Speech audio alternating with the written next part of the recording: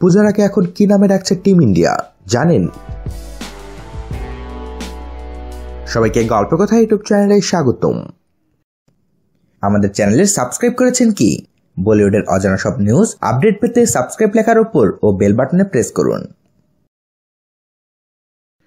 White Waker, হ্যাঁ, এটাই এখন চেতেশ্বর পূজারার নতুন নাম। টিম ইন্ডিয়ার সদস্যরা এই নামে ডাকতে শুরু করেছে তাকে।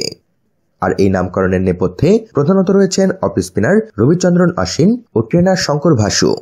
আর এই তথ্য ফাঁস করেছেন স্বয়ং পূজারাই। কিন্তু কে এই হোয়াইট ওয়াকার?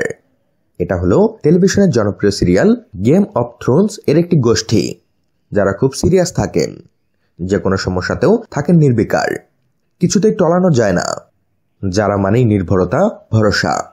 পূজারাও ৩ নম্বরে নেমে চলতি বর্ডার গাওস্কর ট্রফিতে ভারতীয় দলকে বারবার নির্ভরতা জুগিয়েছেন। সেই কারণেই তার এহেন নামকরণ। সিডনিতে সিরিজের চতুর্থ টেস্টে ভারতের প্রথম ইনিংসে পূজারা করেছেন ১৯৩ রান।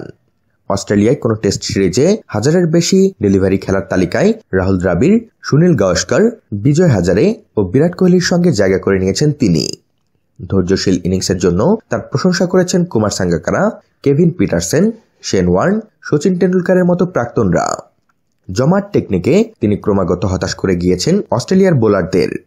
চলতি সিরিজে ৭৪.৪২ গড়ে তিনি করে ফেলেছেন ৫২১ রান, যার মধ্যে রয়েছে ৩ সেঞ্চুরি।